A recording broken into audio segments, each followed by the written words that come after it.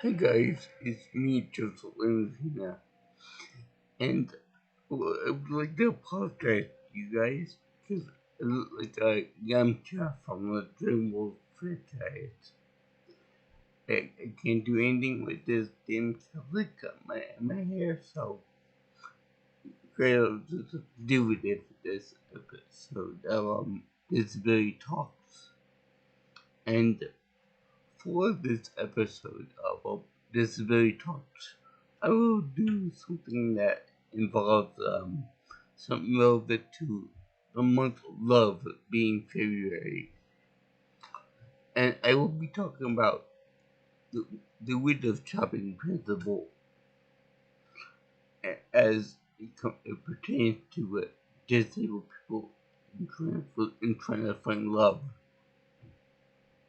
Now, when I say that the window shopping principle, I'm not meaning to say that people are that love interests are like objects you window shop for, like that are disposable, you can buy and sell with ease, or that you can neglect and just buy another one. That principle is that concept is old. It's wrong on so many levels. And it's just plain old too old fashioned for my taste. But what I'm talking about is the the, the window shopping effect from say the movie Willy Wonka and the Chocolate Factory. The exact scene is from when Charlie Bucket is outside the candy store and he just looking at an awe and wondering why the hell I keep getting candy from this guy who's giving away free chocolate, free goodies to the kids. Now, you might ask yourself, how does that have to do with love? Well, I'll tell you, it has a lot to do with love as pertains to disabled people. Now, one of the problems I've seen is obviously Charlie can just walk into the store and just get candy for himself like everybody else. But that's beside the point. We'll talk about that when I talk about that movie. A great, great movie. But you know, as what does when shopping have to do with uh love or finding love, I should say. Well, you don't really understand it until you've actually experienced what it's like to be disabled and try to find love for yourself.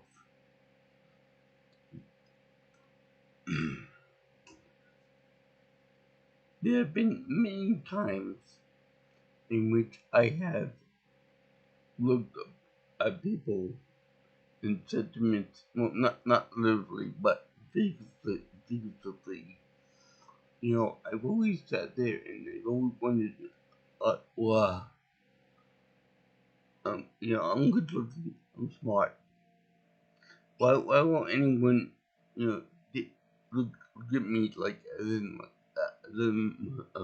as a possible romantic material? You know, what about me sitting in a wheelchair is so off about that? You know, it's more of it's more or less like no matter how good looking or how smart the person is, you know, everybody just goes past as if nothing ever happened, as if the person in the wheelchair is nothing. And then I got into thinking about it, and I have a few ideas as to why people might do this, when people might think of a disabled person as, it's nothing. And I've compiled a list of stereotypes that deal with those that deal with the disabled. So I have them here. It's not a complete list, but I'm working on it for my book, and I'm gonna run through a brief explanation for each of them.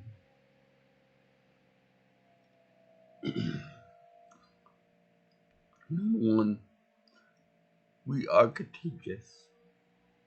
Well, you can see that more for people who have a visible disability, people who are in wheelchairs, who are on crutches, who are on power chairs and squares, and who might have like a bone problem or a bone or a balance issue or something that you could see from a distance. And I know that might seem a little old-fashioned, but I've actually had that happen to me one time or another. Case in point, when I went in kindergarten, I came home to my mother crying one day, and she said that she went to go to the teacher as to why no one was paying attention to me or playing with me or whatnot, and he said that the parents of the kids in the class told me or told them not to play with that kid in a wheelchair because you might catch whatever he has. Now, let's take the fact that this is absurd as a question.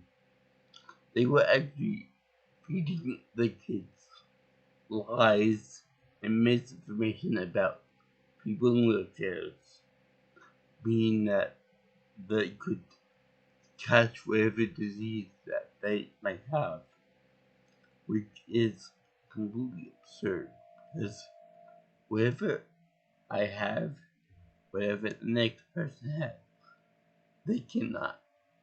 It's not transmissible. I can't breathe on you, and then a week later you be in a wheelchair. That doesn't work. It's not like a cold or COVID or pneumonia or something like that. So that's number one. And number two, they have no idea what kind of capabilities I had, because I was actually reading books to the kids in class. So, and the thing too, to group all people with disabilities as that just sets up a prejudice, so that there won't be any interaction between me and other people in the class from that point on. And that's what happened. I'll get more into that in that book much later on too. Okay. Also, we have low intellect. They people don't want to have a romantic relationship with someone who they deem inferior or they deem ignorant or whatever. Much like say Forrest Gump. Now there's a difference between being ignorant, being a low intelligent person, and having a mental disability where they cannot learn information in the same way that a regular person learns information, or you could always learn the information and have a problem with remembering it or recalling the information. Also, we have no personality. No personality. So blank slate, like, and that's not right either. So now we have a special, which is basically uh, the same way of saying that that person is mentally retarded. We're not all mentally retarded. Like that's a very stupid terminology to begin with. But I actually heard someone say that the word retarded is like our version of the N word, and that we can see it.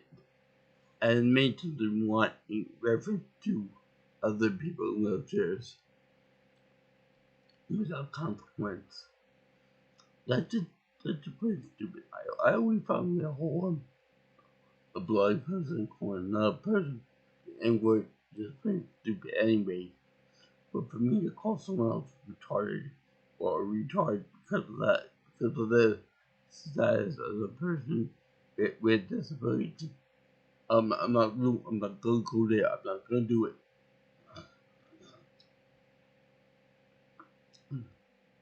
And then on the other token of that, on the flip side, we have the idiot savant. People don't want to get into a relationship with people who are idiot savants. Now, I use that term because the idiot part is a part of that word, part of the term.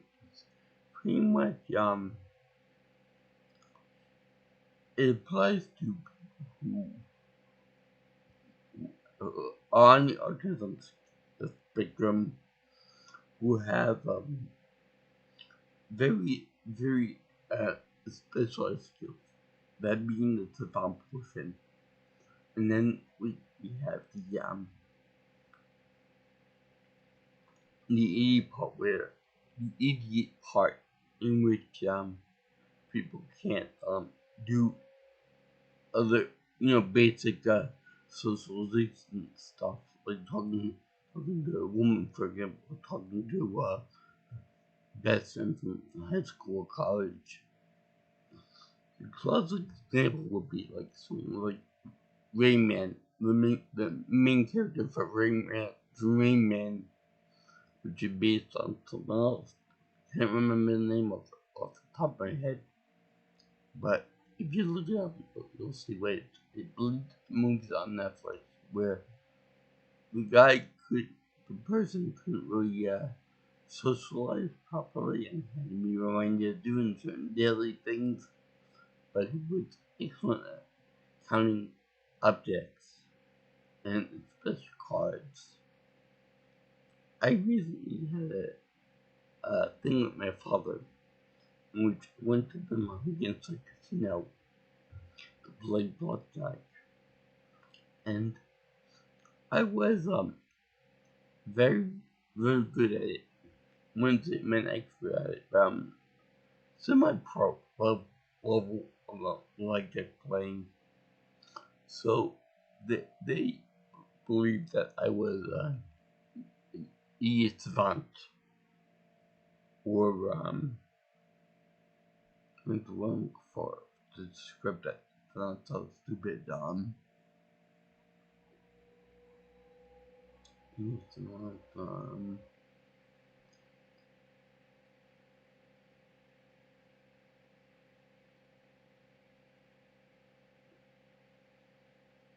It'll come to me. Anyway, they thought I was like that, and then I was and then when I went over there, they they all the pit bosses and stuff were surrounding us to make sure that we were doing something that we shouldn't be doing. It was actually kind of funny to see them all acting like that toward me, my father too. He's normal. There's nothing wrong with him. But I'm saying to myself, I enjoy the kind of attention I enjoy when people that really smart at this. Meanwhile, I'm just good at the game, and I would like to. Anyway, this is a good one too. That my disability, or say somebody else's disability, is God's punishment for doing something wrong, or for my parents doing something wrong. That's something wrong on some level, because why would God punish you with a permanent disability for one little infection? That's kind of dumb. And besides, why would God be so wrathful just to do that to an innocent person? And that we're worthy of pity. I hate when people give me that one little. I'm sorry for what you did. You fight a good fight. You were the good work champ. That kind of thing. Like, I don't want you to pay. I want to date.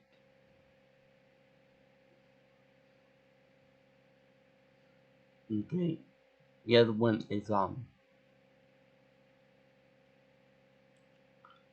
this is another funny one. Not not sexually potent. I'll leave that one as it is, because and when it's so absurd that I'm not even gonna bother explaining it to you right now. Okay, we are unproductive. We're lazy. We're unproductive. We have no oomph to do anything.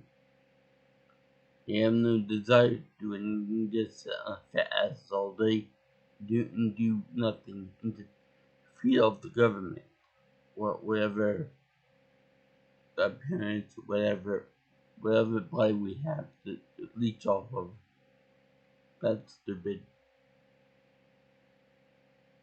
All disabilities are the same, equal. Not that many ignorant people is we are all equal. You know, my disability is the same as the next person's disability, the same as that person's disability, same as that one's other physical problem, which is untrue, because we have different severity level problem. We have relapses. We have different triggers for things like that. Okay.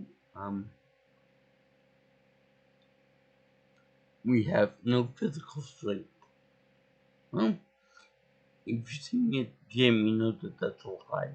Yeah, some of us do have physical strength. In other places, we have more physical strength than other places than different people.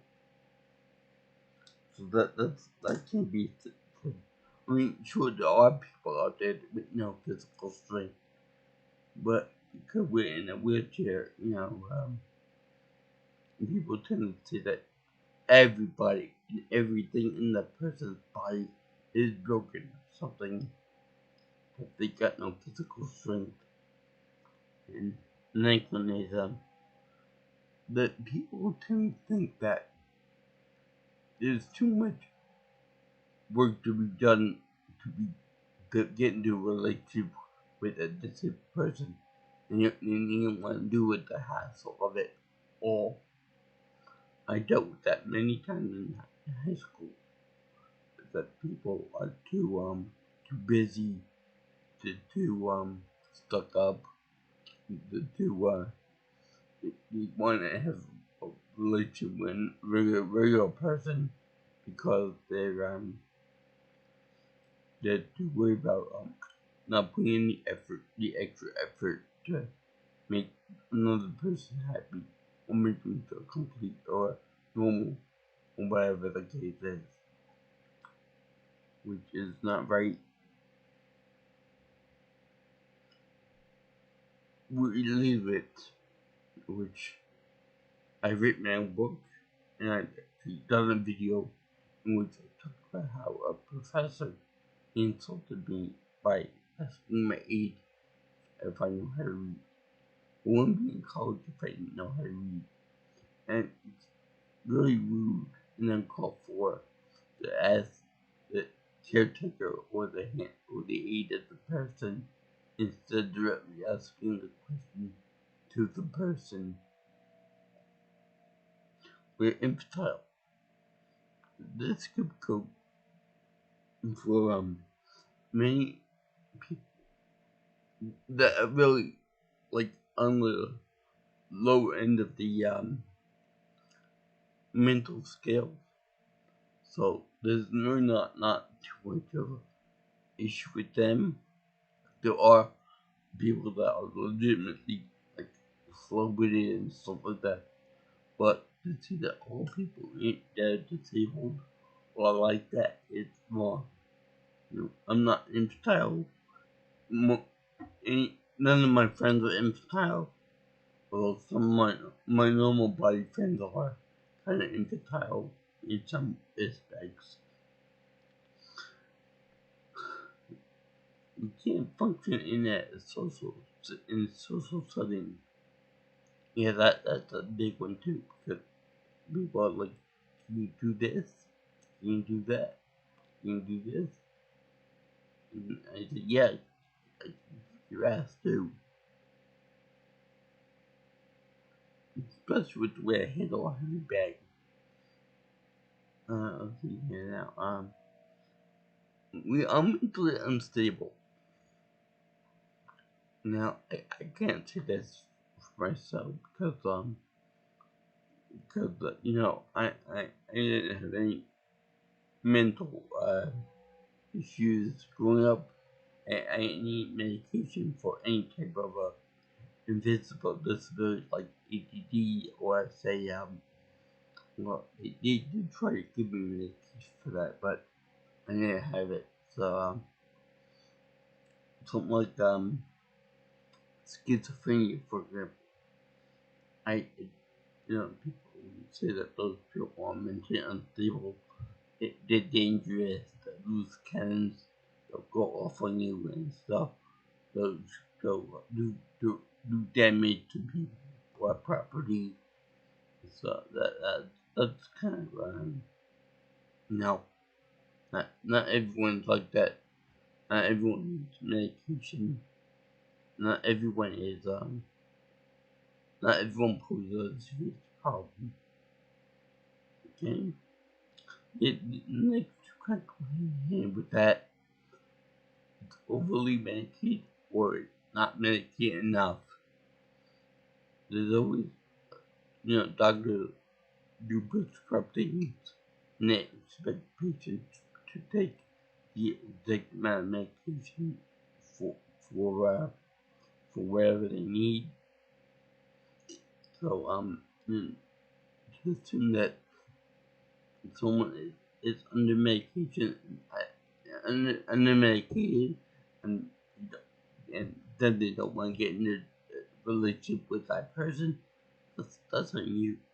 That's your fault for being so not understanding that the person needs. And that's so wrong too.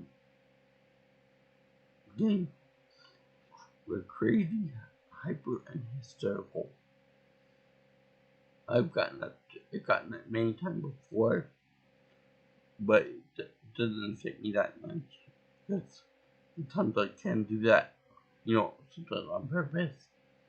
But to say I don't want to get into a relationship with that person because they're crazy and hyper and whatever else, it's just wrong.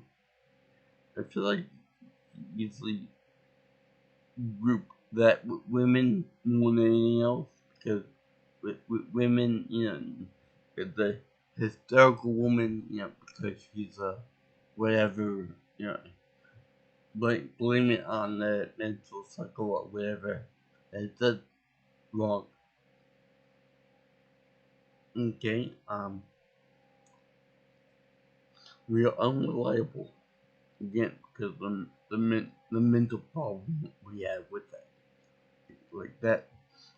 Because I'm in a wheelchair. I'm unreliable for certain things, and that is something I can't do. Like do with liquids and cups and stuff like that. And I can't do certain things otherwise. But otherwise, no, I'm getting in a relationship because mother can't do that. It's going wrong. Now, I don't know if that works or anything, but I agree on the stereotypes on the simple face. Now, that comes from the idea that, you got like black face, you got red face, you got yellow face. For white actors that want to portray those people with ethnicities that are not white, like blackface, much to the offense of somebody is that of that race, like a black person.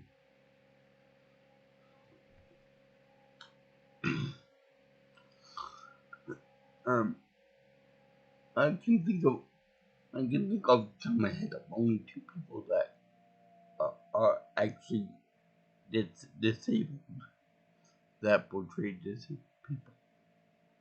Well, actually, three if you count Beauty College. That's the point. Um, you got the guy from Alien 3, which is in the wheelchair, but he's a minor character. And then you got the guy from Breaking Bad. Breaking Bad. That'd be still my character, but get some screen time. Anyway, he's also portrayed by a disabled person, an authentic disabled person. Like, now, I find this to be quite good. And that you can get a real actor that's making a name for himself because he's disabled and stuff. But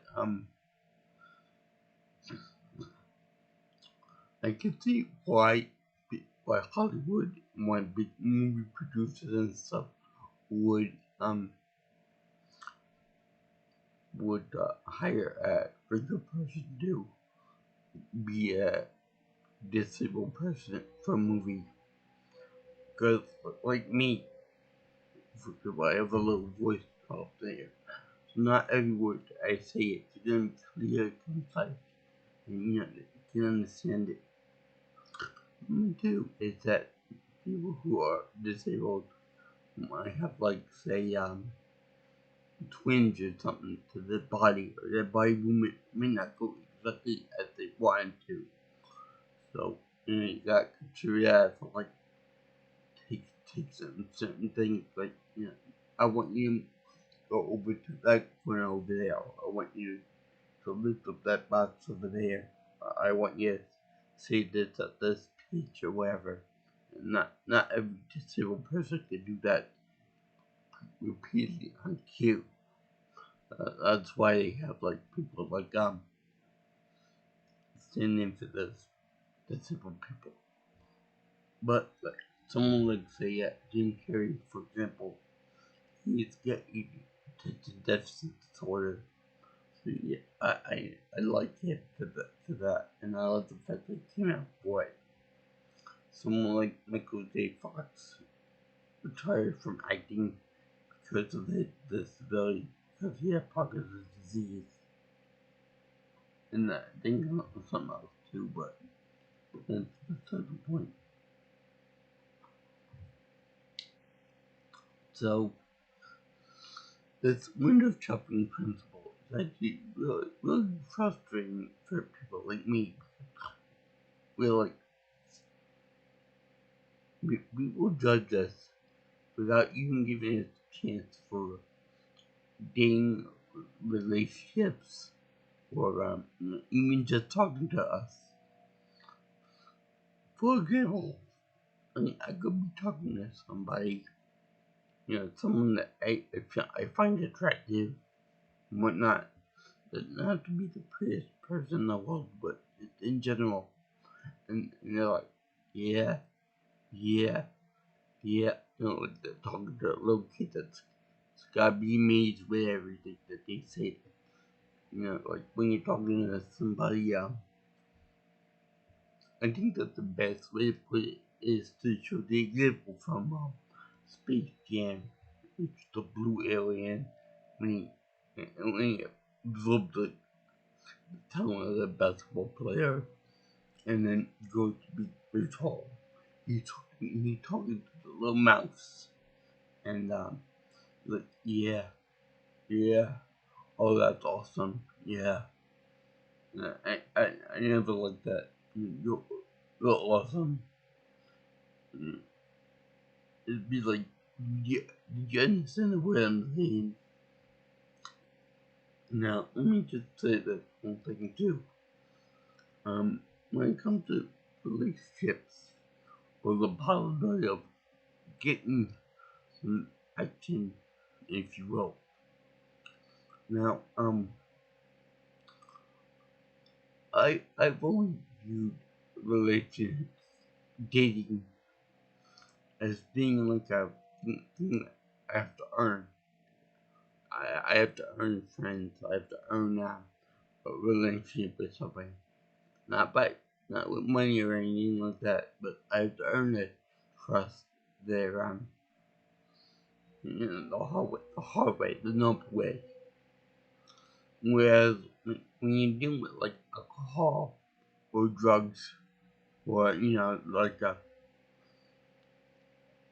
say for example, a prostitute or a working girl or whatever the case is, they tend to, all those things are more or less like a way of cheating the system.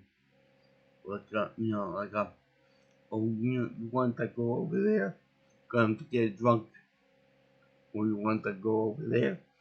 You can only respond if you give her a Mickey or something else.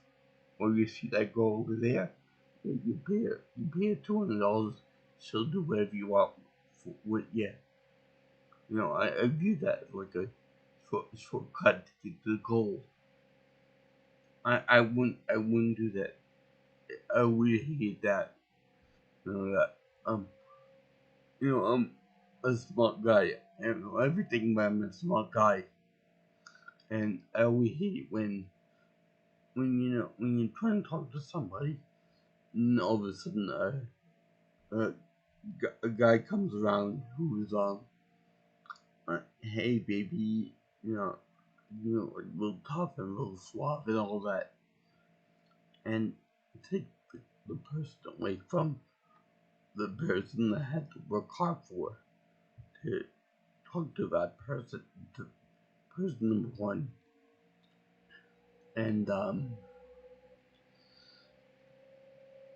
it turns out that person is real suave and real tough and real bulky and stuff like that. It turns out that those people are just so used to getting women and guys and whatnot that they end up abusing that person. So they either neglect that person or they yell at them or physically abuse them or sexual assault them or whatever, what have you. And then they come back to the disabled person all bad and bruised, and their ego is like down low, and they're like, in hindsight, I should have went with somebody that would treat me better with respect and stuff. That being you. Are you still single? And the person should stay with like a smile on his face and say, I told you so. You should pick me up first. Do you think I want to have a relationship with someone that didn't trust me, that didn't want to give me a chance, didn't want me to, didn't want to be friends first, didn't even want to talk to me at first? Well, I don't know. I don't have the answer for that, but that's all the window shopping effect taking place. Is that the person who is who thinks they're hot stuff and stuff like, thinks they're hot and they're untouchable and things like that. You should be nice to the person who isn't less likely to be abusive. And so there are people out there who are disabled, who are bitter and cranky and angry and aggressive and all that stuff. But not everyone's like that. In fact, it's less like to happen like that because people in wheelchairs are at a disadvantage compared to regular people. Because in case you didn't realize, we are not as agile as somebody else would be. So let's take a woman next to me in the room here, and we get into a confrontation. Yeah, and not that I would do this, but if I were to get physical or threatened with that person, the person could just run out the door, and I would be pretty helpless to stop her. Even in my wheelchair, it would take time to maneuver around and get out the door and stuff like that. But with the regular normal person, if they got physical with person with that lady or whatever, or the guy, for example, they could just chase right after the person and go out the door right after them and do stuff to them out there. So, by that nature alone, um, the type of person should be more um, more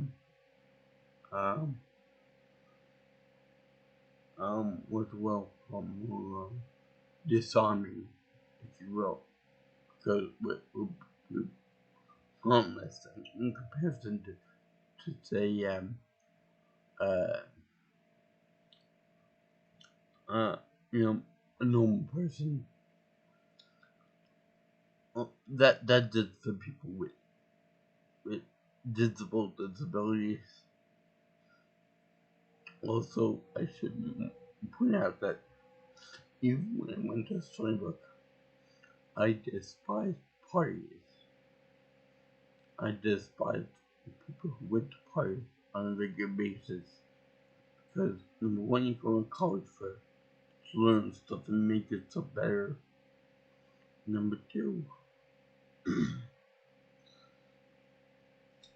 I hate people who act like girls don't love, who take advantage of young women and guys who just looking for a little fun, who get a little too drunk and stuff, and make talking men doing really stupid, brainless, often sexual things, all because they think it's a cheap thrill. Haha, look at that person. Let me try to get laid with that person because she's inebriated, or you know, let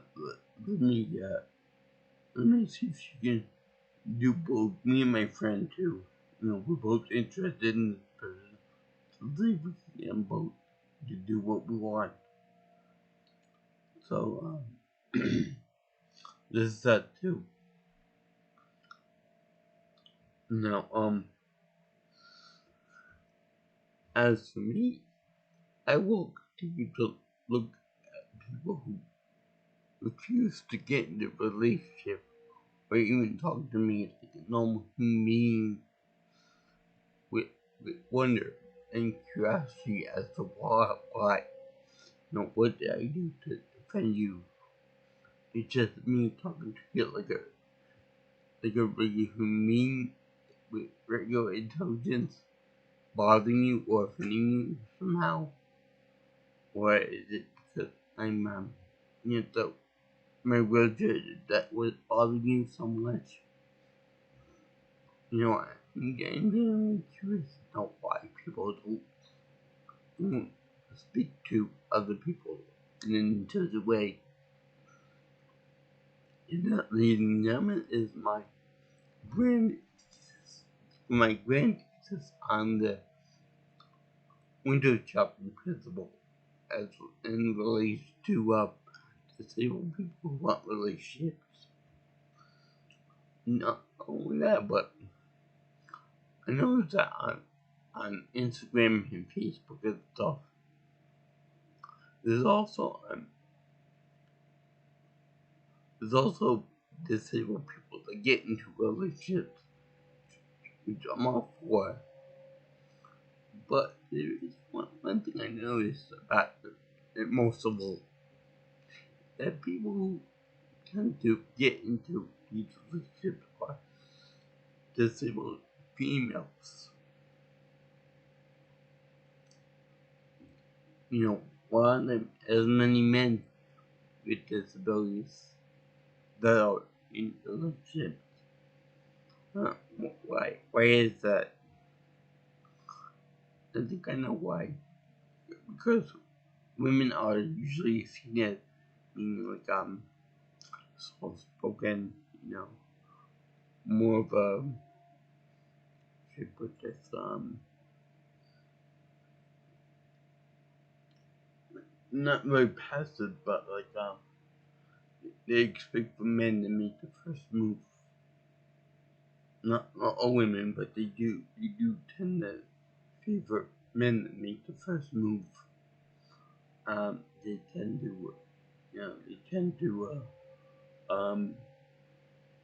whereas men are more like who make the first move tend to be more masculine, more powerful. Men who are more muscular are more desirable to women. And if you are constantly under the assumption that people with disabilities are not powerful, are not physically strong, or impotent, you tend to think that that these you tend to think these men are like blah. You got nothing going on. You got no future. So therefore, they are sexually unappealing. Unless you get really lucky, you can see a woman who, I should say, a partner that thinks that, you know, that a man who's in a wheelchair is desirable, whether that be sexually or whatever, or physically attractive. And then you got people who have the disabled fetish. And what I mean by that is not only people who want to be disabled for whatever role playing or whatever reason it is that there is, but also for sexual reasons as well. Because apparently people who have disabled fetish are more or less like they like to be in control of the situation in bed and all that. So who better control than a person in a wheelchair or a person with any kind of disability where they can be easily restrained or they can be easily taken down in a physical fight or whatever whatnot. They like to be in control of that situation.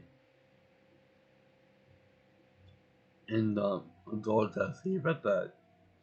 So thank you for watching my video on the window shopping principle. That's why why I consider that like I'm perplexed as to why people don't go into a relationship with a perfectly intelligent, attractive man who is capable of having a conversation that's exposed to a muscle bound brute or someone who has who can walk and talk normally. You know, they just don't want to put any extra effort for a relationship with a person in a wheelchair or disability in general. And anyway, so if anyone wants to give me more suggestions to my stuff, contact me at my number 631-707-3707. You can email me at jj's viewing channel at gmail.com, or you can always get me on Twitter at PMasterPro. If you want to see more of my stuff, you can always subscribe to my channel. Yes, another reason why women like to, why I think that women are more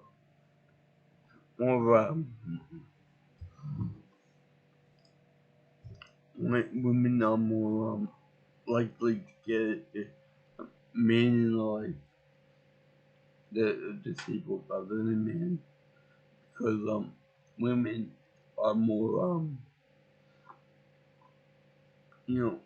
good. They expect from men to do certain things in a relationship, like take charge, be powerful, be more do stuff that women can't do or are expected to do, while the woman is laid up to pregnancy anyway.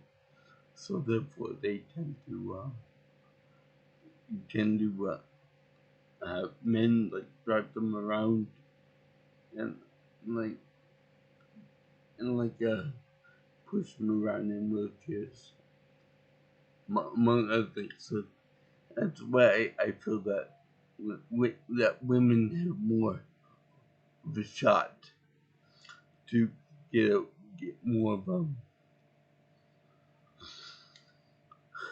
chance with a disability and the men does.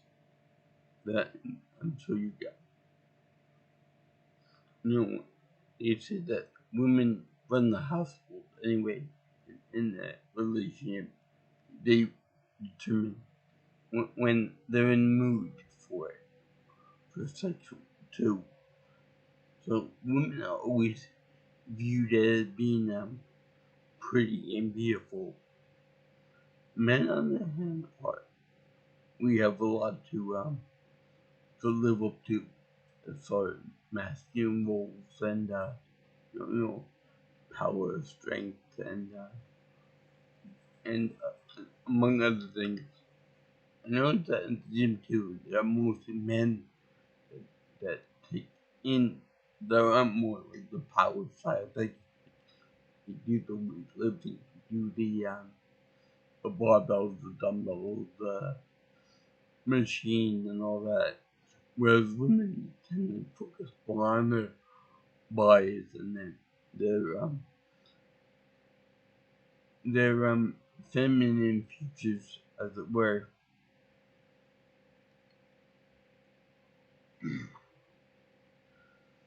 Whereas men are all about the God built myself up to impress women. and women are more likely to want to work out to retain the good shape and to get thin and stuff like that. Men try to be more aggressive, but it's very hard to be aggressive when you're in a wheelchair. If you're too aggressive in a wheelchair, people start thinking you have an Napoleon complex. Whereas women did not really did not their attitudes aren't made to be really aggressive, really powerful, really really in your face and powerful. So aloha, and I'll see you in the next video.